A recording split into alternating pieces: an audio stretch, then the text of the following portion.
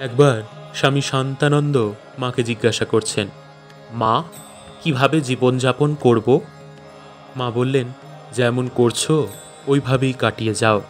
তাকে ব্যাকুলভাবে প্রার্থনা করবে, সদা সর্বদা স্মরণ মনন রাখবে।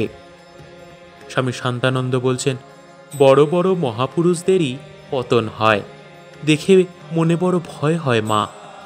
মা বলছেন, ভোগের জিনিস সব নিয়ে থাকলে তার ভোগের উপকরণও সব এসে যায়। বাবা, কাঠেরও যদি মেয়ে মানুষ হয় তবে সেদিকে চাইবে না, সেদিক দিয়ে যাবে না। স্বামী শান্তানন্দ বলছেন, মানুষ তো কিছুই করতে পারে না মা, তিনিই তো সব করাচ্ছেন।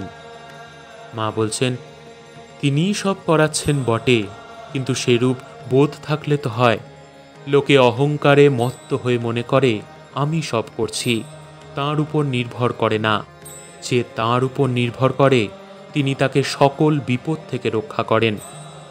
তারপর জনৈক সাধুকে লক্ষ্য করে মা বলতে লাগলেন, ঠাকুর বলতেন, সাধু সাবধান, সাধুর সর্বদা সাবধানে থাকতে হয়, সাধু সর্বদা সাবধানে থাকবে। সাধুর রাস্তা বড় পিছল, পিছল পথে চলতে হলে সর্বদা পা টিপে চলতে হয়। সন্ন্যাসী হওয়া কি মুখের কথা? সাধু মেয়ে মানুষদের দিকে ফিরেও তাকাবে না, চলবার সময় পায়ের বুড়ো আঙুলের দিকে লক্ষ্য রেখে চলবে। সাধুর গেরুয়া কাপড় কুকুরের বগলসের মতো তাকে রক্ষা করবে, কেউ তাকে মারতে পারে না। সাধুর সদর রাস্তা, সকলেই তার পথ ছেড়ে দেয়। মন্দ কাজে মন সর্বদা যায়, ভালো কাজ করতে চাইলে মন তার দিকে এগোতে চায় না। আমি আগে রাত 3টের সময় উঠে প্রত্যহ ধ্যান করতুম। একদিন শরীর ভালো না থাকায় আলস্যবশত করলুম না, তা কদিন বন্ধই হয়ে গেল। সেজন্য ভালো কাজ করতে গেলে আন্তরিক খুব যত্ন রোগ চাই।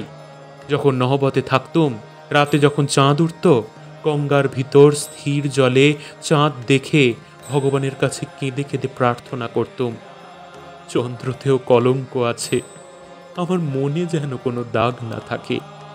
নহবতে থাকবার সময় ঠাকুর এমনকি রামলালকেও আমার কাছে আসতে বারণ করতেন। রামলাল তো ভাসুরপো হয়। এখন তো সকলের সঙ্গে কথা কই, সকলের সামনে বেরোই। তুমি কলকাতার ছেলে, ইচ্ছে করলে বিয়ে করে সংসার করতে পারতে।